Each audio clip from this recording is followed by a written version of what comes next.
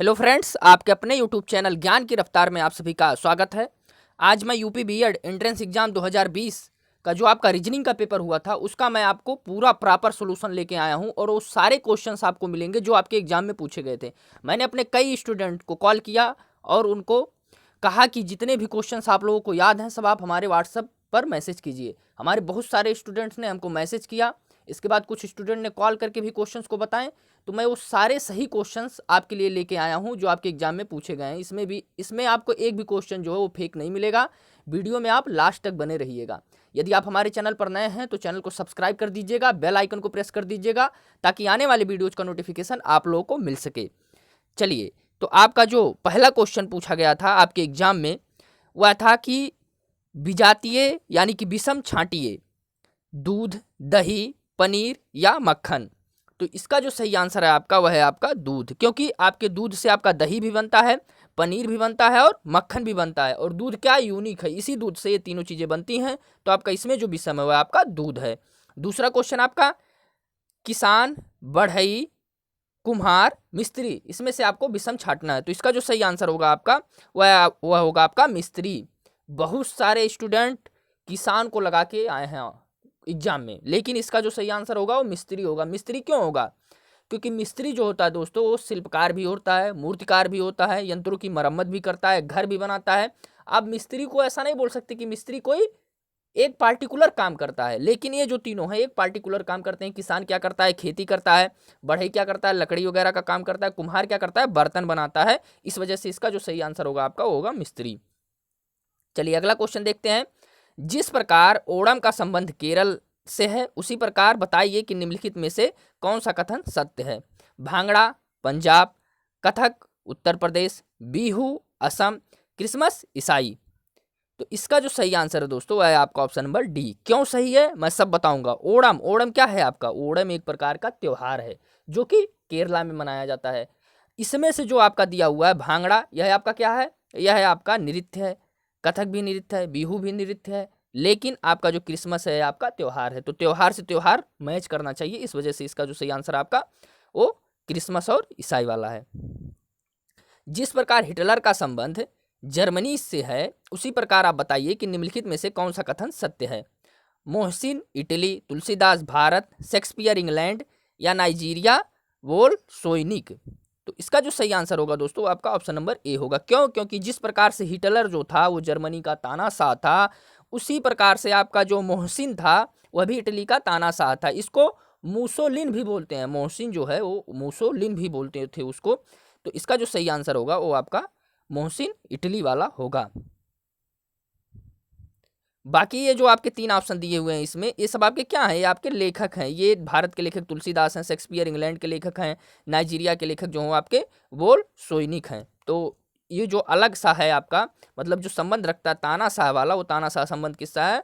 Italy के तानाशाह मोहसिन है। इस वजह से उसका ऊपर वाला ऑप्शन सही है।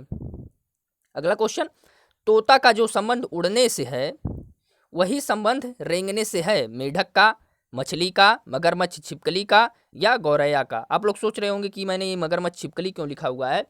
कुछ स्टूडेंट ने हमारे बताया कि यहाँ पे मगरमच्छ था, कहीं पे देखने को मिला कि छिपकली था, तो मैंने दोनों को यहाँ पे ले लिया है। और इसका जो सही आंसर भी होगा वो है आपका मगरमच्छ और छिपकली दोनों होगा। यदि आपका मगरमच्छ था आपके एग्जाम में तो मगरमच्छ सही है, छिपकली था तो छिपकली सही है। ये मेढक क्या? मेढक तो कूद के चलता है, मछली जो है वो तैरती है, गौरैया जो है उड़ती है। तो रेंगने का जो संबंध है वो आपके मगरमच्छ या छिपकली का है। चलिए अगला जो आपका क्वेश्चन है कि प्रयागराज को 28 लिख सकते हैं, वाराणसी को 25 लिख सकते हैं, तो लखनऊ को कितना लिख सकते हैं? ध्यान से समझिए। प्रयागराज को 28 कैसे लिखा हुआ है इसने, देखिए आप यहाँ पे काउंट करेंगे प्रयागराज को तो 1 2 3 4 5 6 7 8 9 9 लेटर है इसमें। तो इसने 9 का क्या किया? मल्टीप्लाई कर दिया 3 से और उसमें क्या किया? 1 ऐड कर दिया। तो ये आपका क्या आ गया? आपका 28 आ गया। ठीक, अब यहाँ देखिए वाराणसी, इसमें कितने लेटर हैं आपके? 1 2 3 4 5 6 7 8 8 लेटर्स हैं। 3 से मल्टीप्लाई किया आपने, 1 ऐड किया, आपका कितना आया? 25 आया। इसी प्रकार आप क्या करेंगे? इसी प्रकार आप लखनऊ में देखिए कितने लेटर्स हैं? 1 2 3 4 5 6 7 7 है। तो 3 से मल्टीप्लाई करेंगे आप और क्या करेंगे? लास्ट में 1 को ऐड कर देंगे तो आपका आ जाएगा 22। तो इसका जो सही आंसर होगा दोस्तों आपका क्या होगा? 22। चलिए अगले क्वेश्चन पे चलता हूं मैं। FGH IJK LMN OPQ, बहुत ही आसान है। तो अगला टर्म क्या होगा? OPQ RST, ठीक है। ये आपका बस सीधा चलना था, FGH IJK LMN OPQ RST, इसका जो होगा आंसर होगा RST होगा। चलिए अगला क्वेश्चन देखते हैं। A means minus, B means slash, slash means divide, इसको डिवाइड का निशान भी आप बोल सकते हैं। C means plus, D means multiplication, ये मल्टीप्लिकेशन का निशान था। Then find out the value 30B 5A 22C 40D 10, इसकी आपको क्या करनी थी? वैल्यू फाइंड करनी थी। तो कर लीजिए आप। 30B, B मीन्स, B का मतलब क्या था आपका? डिवाइड, B मीन्स आपका हो गया डिवाइड। इसके बाद आपका था 5A, A मीन्स आपका क्या था? माइनस। इसके बाद आपका क्या है? 22C, C मीन्स क्या है आपका? प्लस। इसके बाद क्या है आपका? 40D, D मीन्स क्या है आपका? मल्टीप्लिकेशन। इसके बाद आपका 10। पहले क्या करेंगे? बॉड मास लगाएंगे इसमें। जब आप बॉड मास लगाएंगे तो आपको पता हो जाएगा कि बॉड मास लगाने से क्या होगा आपका। यहाँ पे पहले आप क्या करते हैं? डिवीजन करते हैं। ब्रैकेट ऑफ तो है नहीं यहाँ पे, तो आप पहले डिवीजन करेंगे। तो ये जो 30 डिवाइड बाई 5 है तो ये आपका बनेगा 6, यह आपका बनेगा 6। इसके बाद आपका यहाँ क्या बनेगा?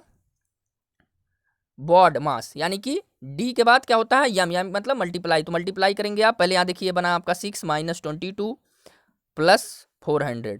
ध्यान से समझिए, सारी चीज़ें क्लियर हो जाएंगी। अब यहाँ देखिए आप, ये आपका क्या है? आपका ये क्या बना? जो है 6 बना, 6 बना आपका। 6 माइनस ही है, माइनस 6 माइनस 22 प्लस 400। अब देखिए 400 और 6 कितना हुआ? 406 हुआ। और आप इसमें से कितना सब्ट्रैक्ट करेंगे? 22। और 22 जब सब्ट्रैक्ट करेंगे 406 में से तो आपका क्या आएगा? 384, यानी 384, यानी कि 384 जो है इसका आंसर सही होगा। चलिए अगले क्वेश्चन पे चलते हैं। P means plus, Q means minus, R means slash, slash का मतलब डिवाइड, और S means multiplication, S means multiplication. ध्यान दीजिए यहाँ पे। तो आप इसको हम सॉल्व करते हैं। 16 यस का मीन्स क्या हुआ आपका? यस मीन्स हुआ आपका मल्टीप्लिकेशन। उसके बाद 16 यस मतलब 60 मतलब 60 क्रॉस 60। आर का मीन्स जो हुआ आपका, आर का मीन्स डिवाइड हुआ। इसके बाद आपका आएगा 10। इसके बाद क्यू मीन्स क्या हुआ है आपका? माइनस हुआ। इसके बाद 6, और पी मीन्स क्या हुआ है आपका? प्लस हुआ। और उसके बाद आपका क्या आया? 7। इसको सॉल्व कीजिए आप। यहाँ पे क्या हो जाएगा आपका? पहले आप डिवाइड करेंगे, पहले आप क्या करेंगे? डिवाइड करेंगे। तो डिवाइड करेंगे तो यहाँ 16 क्रॉस यहाँ 6 आएगा, फिर आपका -6 होगा, उसके बाद +7 होगा। ध्यान से समझिएगा। फिर यहाँ पे 16 छक्के 96, आपको चीज़ें समझ में आ रही होंगी उम्मीद है। तो 16, तो आपका जो हो जाएगा यहाँ पे, यहाँ ध्यान दीजिएगा आप, क्या है आपका? आर मीन्स क्या है आपका? डिवाइड है। आर मीन्स जो है आपका वो क्या है आपका? डिवीजन है। और इसके बाद जब आप इसको सॉल्व करेंगे, यहाँ पे देखिए आर मीन्स आपका डिवाइड हुआ 10 से, आप जब यहाँ डिवाइड किए तो आपका 6 आ गया। और ये आपका बना 96 -6 + 7। इसको एक बार हम फिर से देख लेते हैं। क्वेश्चन में कहीं पे हो सकता है सॉल्व करने में हमसे कोई मिस्टेक हुई हो, फिर से इसको हम सॉल्व कर ले रहे हैं। यहाँ पे आया 16 यस का मीन्स क्या हुआ? यस का मीन्स मल्टीप्लिकेशन हो गया। फिर आपका हो गया यहाँ 60 यहाँ पे हो जाएगा। फिर आर का जो मीन्स है आपका वो है डिवाइड, आर मीन्स जो है आपका वो है डिवाइड। इसके बाद आपका 10 है। इसके बाद क्यू का मतलब है आपका माइनस। इसके बाद आपका 6 है सॉरी। उसके बाद पी है, पी मीन्स आपका प्लस है। इसके बाद आपका 7 है। अब यहाँ ध्यान दीजिए, यहाँ जब आप डिवाइड कर लेंगे तो आपका यहाँ बनेगा 6, और 16 छक्के 96, 96 -6 + 7, तो आपका जो बना क्या बना? 96 7 103। 103 में से जब आपका 6 निकलेगा तो आपका क्या बचेगा? 97। तो इसका जो सही आंसर होगा वो 97 होगा आपका। चलिए अगले क्वेश्चन पे चलते हैं। अगला क्वेश्चन है आपका 27 81 54 31। तो अगला टर्म बताइए। 93, तो आप अगला टर्म बताइए क्या होगा। तो देखिए यहाँ 27 तियाँ 81, और 27 दूना 54। इसी प्रकार से 31 तियाँ 93, तो 31 दूना 62। कुछ लोग इसमें बड़ा कंफ्यूज थे। कुछ लोग कह रहे थे कि इसमें जो पूछा हुआ है वो अगला टर्म पूछा हुआ है। कुछ लोग कह रहे थे कि इसमें विषम संख्या पूछी गई है, तो बात करें विषम संख्या की इसमें, तो आप देखेंगे 27, 81, 54, 31, 93, यदि विषम संख्या भी आप इसमें ढूंढेंगे तो आपका क्या आएगा 31 आएगा, क्योंकि 31 जो है आपका वो प्राइम नंबर मतलब अभाज्य संख्या है। तो इसका जो आंसर होगा तब आपका 31 होगा यदि विषम संख्या पूछेगा तो। चलिए अगले क्वेश्चन पे हम चलते हैं। 2, 10, 45, 231, इसके बाद आपका 1393। तो अगला टर्म क्या होगा? तो देखिए यहाँ पहले आप देखिए कि 2 से 10 कैसे बना। तो आप देखिए यहाँ ध्यान से 2 3 6 प्लस 4, तब आपका क्या बनेगा 10 बनेगा। अब देखिए 10 से आपका 45 कैसे बनेगा, 10 चौके 40 प्लस 5 यानी कि आपका 45 बन गया। ठीक है। अब देखिए आपका 45 से 231 कैसे बना, 45 गुणे 5 प्लस 6 आपका क्या बन जाएगा 231 बन जाएगा। इसी प्रकार से आपका देखिए यहाँ क्या था, 3 था, 4 था, 5 था, फिर 231 में क्या होगा 6 का गुणा होगा और 7 जोड़ेंगे। लेकिन अगला टर्म 1393 है, तो 1393 इसी प्रकार से मल्टीप्लिकेशन होगा किसका 7 का होगा। 6 वाला तो 231 में होगा, तो इसमें 7 का मल्टीप्लाई होगा, प्लस कितना ऐड करेंगे एक ज़्यादा करके ऐड करेंगे तो 8 ऐड करेंगे, तो आपका जो आंसर आएगा वो आएगा 9759। सॉल्व कर लीजिएगा आप लोग इसको, मेथड आप लोगों को समझ में आ गया होगा। अगला क्वेश्चन देखिए आपका दिया हुआ है, ध्यान से समझिए इस क्वेश्चन को। एक पुरुष किसी लड़के को इंगित करते हुए कहता है कि वह मेरे पिता के इकलौते पुत्र का पुत्र है, उस पुत्र का लड़के से क्या रिश्ता है? ध्यान से समझिए, क्वेश्चन में कुछ नहीं करना है, आप ऐसे इसको जो है बिना पेन उठाए सॉल्व कर सकते हैं। आप सोचिए, मान लीजिए एक पुरुष किसी लड़के को इंगित करते हुए कहता है कि वह मेरे पिता, मान लीजिए मैं वह पुरुष हूँ और मैं एक लड़के की तरफ क्या कर रहा हूँ, इशारा कर रहा हूँ कि वह मेरे पिता मतलब मैं अगर जो हूँ, और मेरे पिता मतलब मेरे पिता हो गए, कि इकलौता पुत्र यानी कि मैं का पुत्र है, का पुत्र यानी कि मेरा लड़का, तो उस पुत्र का लड़के से क्या रिश्ता है, तो उस पुरुष का लड़के से क्या रिश्ता है, तो पुरुष क्या हुआ उसका पिता हो गया। तो इसका जो सही आंसर होगा वो क्या होगा पिता होगा। चलिए अगले क्वेश्चन पे हम चलते हैं, ये भी बहुत ही बढ़िया क्वेश्चन है। पी आर का पिता है किंतु आर पी का बेटा नहीं है, टी आर की बेटी है, यू पी की पत्नी है, क्यू आर का भाई है, यस क्यू का बेटा है, वी क्यू की पत्नी है, तो डब्लू वी का पिता है। तो बताइए कि यस की दादी कौन है, यू का बेटा कौन है और क्यू का ससुर कौन है। बहुत ही बढ़िया से मैं इसको सॉल्व करूंगा, आप लोग ध्यान से देखिए। पी आर का पिता है, पी आर का क्या है पिता है, ध्यान से समझिए, किंतु आर पी का बेटा नहीं है, तो बेटा नहीं है तो मतलब बेटी होगा ना, पिता है तो आर इसकी क्या होगी बेटी होगी। ठीक, टी आर की बेटी है, टी जो है इस आर की बेटी है, यू पी की पत्नी है, यू जो है वो किसकी पत्नी है पी की पत्नी हो गई आपकी यू। क्यू आर का भाई है, क्यू जो है वो आर का भाई हो गया यहाँ पे देखिए। इसके बाद यस क्यू का बेटा है, यस जो है वो किसका बेटा है क्यू का बेटा है, यस क्यू का बेटा हो गया आपका। इसके बाद वी क्यू की पत्नी है, वी क्यू की पत्नी है, वी क्यू की क्या है पत्नी है। डब्लू वी का पिता है, डब्लू जो है वो वी का क्या है पिता है। कुछ नहीं करना, हो गया, रिलेशन बना दिया हम ने। अब बस आपको बताना है यस की दादी कौन है, यस की दादी कौन है, यस की दादी कौन होगी। अब यहाँ देखिए यस की दादी बताने के लिए आप क्या करेंगे, आप यस के पिता कौन है क्यू हैं, और क्यू की माता कौन है यू है, तो इसका जो सही आंसर होगा वो यू होगा। यू का बेटा कौन है, यू का बेटा, यू का बेटा जो है वो आपका क्या कौन है क्यू है, सीधे दिख रहा है कि यू का बेटा जो है वो आपका क्यू है। अब देखिए क्यू का ससुर कौन है, क्यू का ससुर जो है वो देखिए क्यू का ससुर, क्यू की पत्नी कौन है वी, और वी का पिता कौन है डब्लू, तो ससुर कौन हुआ डब्लू, तो इसका जो सही आंसर होगा डब्लू होगा।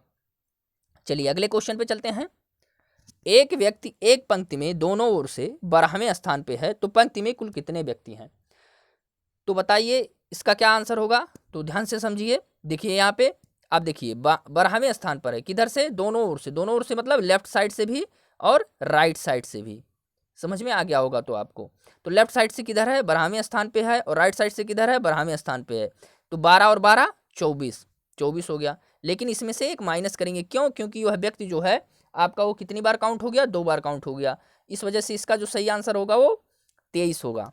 चलिए अगला क्वेश्चन देख लेते हैं, सेम टाइप का अगला क्वेश्चन है इसका, कि रमेश किसी पंक्ति में दोनों ओर से 25वें स्थान पर आता है, तो पंक्ति में कुल कितने व्यक्ति हैं। तो इसी प्रकार से आप फार्मूला क्या लगाएंगे, लेफ्ट प्लस राइट -1। अब देखिए लेफ्ट से भी 25वां, राइट से भी 25वां, और क्या किया आपने यहाँ पे -1 किया, आपका क्या आ गया 49। तो इसका जो सही आंसर होगा वो 49 होगा। अगले क्वेश्चन पे चलते हैं। अंग्रेजी वर्णमाला में 11वें अक्षर के बाएं 8वां अक्षर क्या होगा? अंग्रेजी वर्णमाला में 11वां अक्षर कौन सा होता है आपके अंग्रेजी वर्णमाला में? जब आप अंग्रेजी वर्णमाला में क्रमानुसार चलते हैं तो 11वां अक्षर कौन सा होता है? के। आप लोग याद कर लीजिएगा, वर्डों का क्रम याद कर लीजिएगा कि ए को 1 बोलते हैं, बी को 2 बोलते हैं, सी को 3 बोलते हैं, डी को 4 बोलते हैं। इसी प्रकार से 11वां अक्षर के हो गया, 11वां अक्षर हो गया के। अब आप बाएं आ रहे हैं, ठीक है, बाएं मतलब आप जो है ABCD मान लीजिए मैं यहाँ लिख रहा हूँ, तो आप किधर आ रहे हैं? बाएं आ रहे हैं, इस साइड आ रहे हैं, मतलब आप ऋणात्मक दिशा में चलना स्टार्ट हो जाएंगे। तो 8वां अक्षर तो क्या करेंगे, इसमें से 8 को जो है माइनस कर देंगे, तो 11 - 8 बराबर 3। तो देखिए 3 तीसरा अक्षर जो होगा वो आपका होगा। तो तीसरा अक्षर कौन सा होता है आपका अंग्रेजी वर्णमाला में?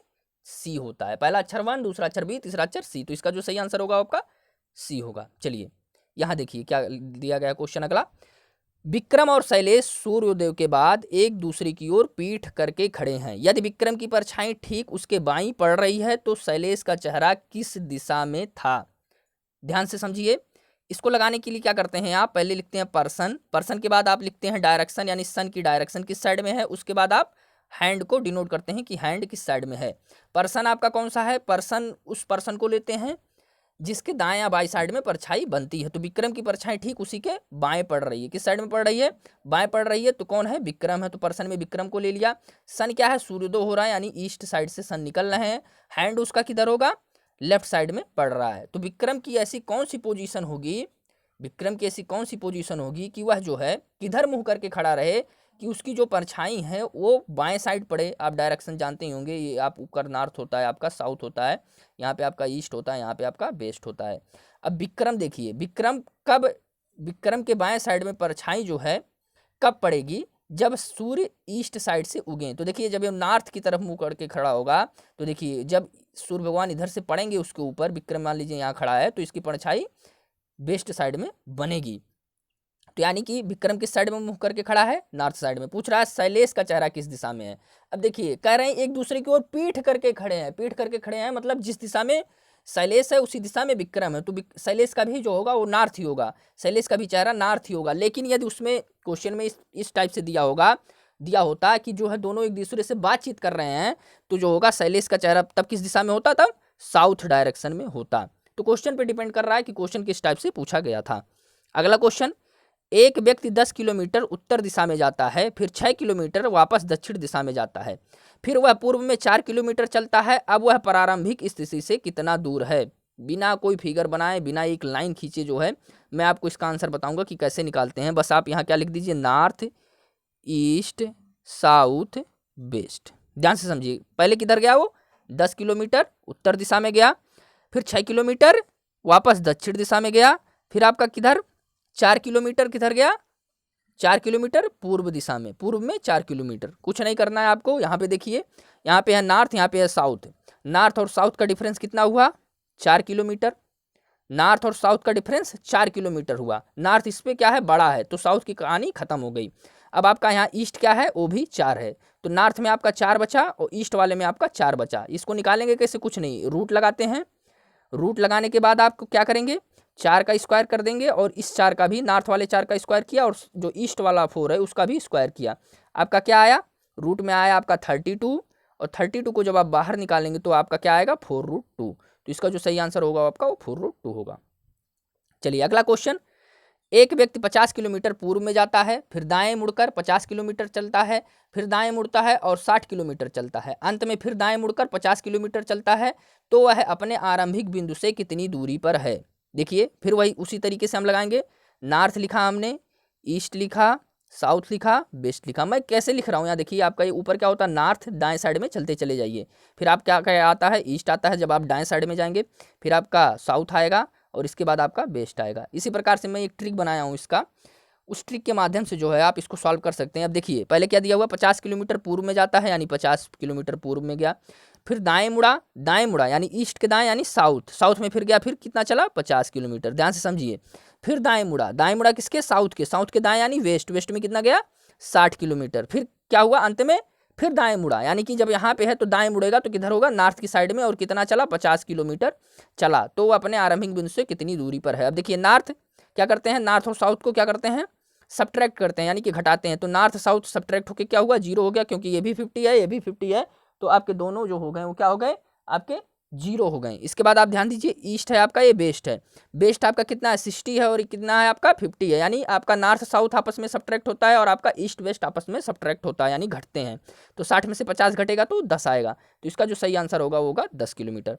चलिए अगला क्वेश्चन, यदि आज बुधवार है तो आने वाले रविवार से 25वां दिन कौन सा होगा। आने वाले रविवार से 25वां दिन, 25वां दिन पूछा है आपका, तो आप जान लीजिए जब आपका 25वां दिन पूछा है, इसका मतलब कितने दिन बाद, 24 दिन बाद। 25वां दिन मतलब 24 दिन बाद। तो क्या करते हैं आप, 24 को किससे डिवाइड कर देते हैं, 7 से, फिर आपका जो होता है वो क्या होता है, 7 त्रिक 21, 7 त्रिक 21, आपका रिमाइंडर 3 आया। और जब आपका रिमाइंडर 3 आया तो आपको किससे पूछा, रविवार से, रविवार से यानी कि संडे से। तो संडे से आप 3 दिन क्या जाएंगे, आगे जाएंगे। तो संडे से अगला दिन आपका मंडे आएगा, मंडे से अगला दिन आपका ट्यूसडे, और ट्यूसडे से आपका अगला यानी तीसरा दिन जो आएगा वो आपका वेडनेसडे आएगा। तो इसका जो सही आंसर होगा आपका वेडनेसडे यानी कि बुधवार। चलिए अगले क्वेश्चन पे, आज बुधवार है तो 25 दिन बाद कौन सा दिन होगा। आज बुधवार है तो 25 दिन बाद कौन सा दिन होगा, 25 दिन बाद पूछा इसमें। तो यानी कि इसमें अगर जो ऐसा पूछा होता कि 25वां दिन, तो 24 से डिवाइड करते हैं क्योंकि ये घटाते हैं, लेकिन 25 दिन बाद पूछा है तो 25 को ही क्या करेंगे आप, किससे, 7 से डिवाइड करेंगे। तो आपका आएगा 7 त्रिक 21, रिमाइंडर कितना बचेगा, 4। अब 4 को ऐड किस में करेंगे, बुधवार में, यानी बुधवार से आप 4 दिन आगे चलिए, बृहस्पतिवार, शुक्रवार, शनिवार, रविवार। तो ये जो आया आपका रविवार आ गया इसका आंसर। लेकिन यदि आपसे अगर जो पूछता कि 25वां दिन कौन सा होगा, तो 25वां दिन यानी 24 दिन बाद, तब आप 24 से जो है 7 को डिवाइड करते, फिर आपका आता 7 त्रिक 21, और आपका जो रिमाइंडर बचता वो कितना बचता, आपका शेषफल कितना बचता, 3, 7 त्रिक 21, तो शेषफल कितना बचेगा, 3। तो आप जो है बुधवार से कितना दिन आगे चलते, 3 दिन। तो आपका क्या आता, बुधवार से 3 दिन जब आप आगे चलते तो आपका आता बृहस्पतिवार, शुक्रवार, शनिवार। तब इसका आंसर जो होता है वो आपका शनिवार होता। तो आपके क्वेश्चन पे डिपेंड करेगा कि 25 दिन बाद पूछा था कि 25वां दिन पूछा था। 25 दिन बाद पूछा होगा तो आपका क्या आएगा, रविवार आएगा, और 25वां दिन पूछा होगा तो आपका शनिवार इसका सही आंसर होगा। चलिए अगला क्वेश्चन, कराए एक घड़ी एक दिन में 30 मिनट तेज हो जाती है तो इसे दोपहर 12 बजे मिलाया गया हो, तो बताइए कि 4 बजे सुबह क्या समय दिखाएगी। 4 बजे जो सुबह है घड़ी वह क्या समय दिखाएगी। एक दिन में 30 मिनट तेज होती है, यानी कि 24 घंटे होते हैं एक दिन में, 24 घंटे होते हैं, कितना मिनट तेज होती है, 30 मिनट तेज होती है। अब देखिए दोपहर 12 बजे मिलाया गया था, यानी दोपहर 12 बजे इसका टाइम सही किया गया था। तो सुबह 4 बजे, सुबह 4 बजे यानी कि पहले रात के 12 बजे होंगे, फिर आपका सुबह का 4 बजा होगा। तो दोपहर 12 बजे से लेके रात के 12 बजे तक का समय जो हुआ 12 घंटे का हुआ। इसके बाद सुबह 12 से लेके 4, यानी रात को 12 से और लेके सुबह 4 तक, यानी 12 4 16, 16 घंटे हो गए आपके, यानी 16 घंटे का आपको निकालना है कि 16 घंटे में कितना मिनट जो है आगे जाएगी। तो देखिए 24 घंटे में 30 मिनट। अब देखिए इसको आप डिवाइड कर लीजिए किससे, 6 से डिवाइड करेंगे तो यहाँ पे आएगा 4 आवर जो होगा वो आपका 5 मिनट, यानी 4 घंटे में 5 मिनट। तो 16 घंटे, यानी 16 घंटे इसको जब आप बनाएंगे तो 4 चौके 16, 4 से गुणा कर देंगे, मल्टीप्लाई कर देंगे 4 से, तो 4 चौके 16, और यहाँ भी 4 से मल्टीप्लाई करेंगे तो यानी कि 20। तो आपका निकल के आया 20 मिनट, यानी कि 16 घंटे में कितना तेज होगा, 16 घंटे में आपका ये 20 मिनट तेज हो जाएगा। तो कितने सुबह कितने बजेंगे ये पूछा है, तो सुबह घड़ी क्या समय दिखाएगी, तो सुबह के 4 बजे हैं, सुबह 4 बजे यह कितना मिनट तेज हो जाएगा, 20 मिनट तेज हो जाएगा। तो जो आपकी घड़ी बताएगी वो 4:20 बताएगी। इसका जो सही आंसर होगा वो 4:20 होगा। अगला क्वेश्चन, शहर ए से बी के लिए एक बस प्रत्येक 5 घंटे में जाती है। यदि पिछली बस 30 मिनट पहले जा चुकी हो और इस समय सुबह के 10:45 का समय हुआ हो तो अगली बस कब जाएगी। तो यहाँ ध्यान से समझिए कि अगली बस कब जाएगी। आपको क्या करना होता था, 10:45 का समय अभी प्रेजेंट में क्या है, 10:45 हो रहा है इस समय। अच्छा बस निकली कब, 30 मिनट पहले निकली, यानी कि 10:15 पर बस जो है वो निकल गई।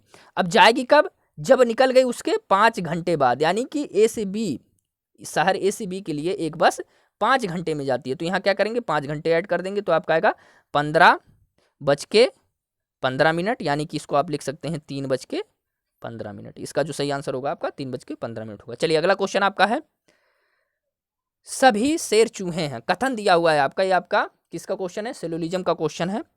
कथन दिया हुआ है आपका, सभी शेर चूहे हैं, कुछ बिल्लियां शेर हैं। आपका निष्कर्ष दिया हुआ है, कुछ बिल्लियां शेर हैं, कोई भी चूहा बिल्ली नहीं है।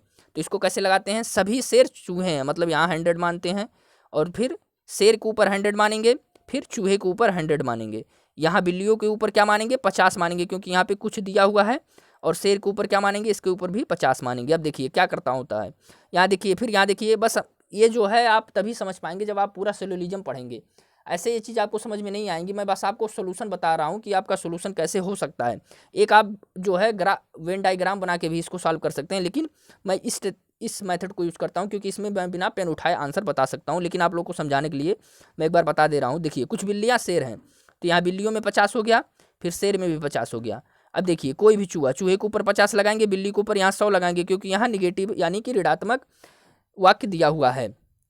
अब देखिए, अब यहाँ पे मैचिंग कराएंगे। देखिए बिल्ली, देखिए यहाँ पे 100 का 50 में मैचिंग हो सकता है, लेकिन 50 का 100 से मैचिंग नहीं हो सकता। अब देखिए ऊपर वाले में क्या था, शेर के पास क्या था, 100 था, और नीचे वाले में क्या है, 50 है। कोई बात नहीं, जो आपका 100 है जो है आपका वो 50 बन सकता है, लेकिन आपका 50 100 नहीं बन सकता। समझ पा रहे हैं ना, 100 रुपया जो 50 रुपया बन जाएगा, लेकिन 50 रुपया जो आपका 100 रुपया आप उसको नहीं बना पाएंगे किसी दुकान पे ले जाके। ठीक है, देखिए अब यहाँ पे, अब आपको समझ में आ जाएगा यहाँ पे।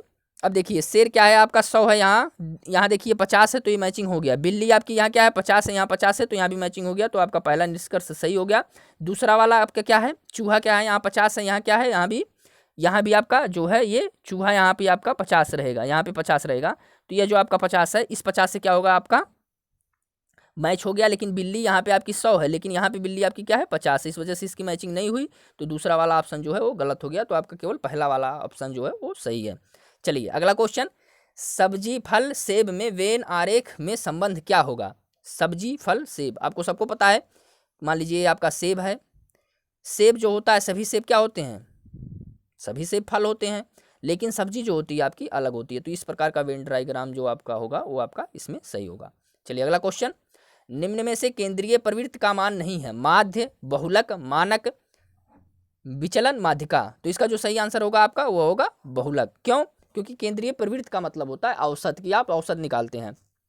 तो माध्य मतलब भी औसत ही होता है, मानक मतलब भी औसत ही होता है, विचलन माध्यिका भी औसत से ही संबंध रखती है। तो ये सब केंद्रीय प्रवृत्ति के मान है। लेकिन बहुलक मतलब होता है बार बार, जो चीज़ बार बार आए, बार बार आए मतलब जैसे आपका 8 9 फिर 8 आ गया, फिर 7 फिर 8 आ गया, तो 8 क्या आया, बार बार आया, तो इसका बहुलक क्या होगा, 8। लेकिन ये आपका औसत से संबंधित नहीं है, इस वजह से इसका जो सही आंसर आपका वो बहुलक है। चलिए अगला क्वेश्चन, मनुष्य तर्क संगत प्राणी है, ए में दिया हुआ है, और बी में आपका दिया हुआ है मनुष्य सामाजिक प्राणी है। दोनों सही हैं, आपके ऑप्शन दिए हुए हैं, दोनों सही हैं। और आर ए की व्याख्या कर रहा है, दोनों सही हैं। और आर ए की व्याख्या नहीं कर रहा है, दोनों असत्य हैं। या ए असत्य है और आर ए सत्य है और आर असत्य है। तो इसका जो सही आंसर होगा ये ऊपर वाला आपका होगा, दोनों सही हैं। और आर ए की व्याख्या दोनों सही है। मनुष्य एक तर्क संगत प्राणी है, आपको पता ही है, और मनुष्य सामाजिक प्राणी भी है, ये भी आपको पता है।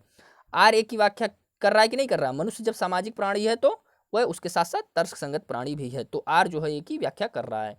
चलिए आपका अगला क्वेश्चन, भार किलोग्राम, द्रव्यमान आयतन, समय सेकंड, दूरी क्या होगी आपकी, तो दूरी आपकी जो होगी वो आपकी मीटर होगी। क्यों, क्योंकि देखिए एमकेएस सिस्टम में सारा दिया हुआ है।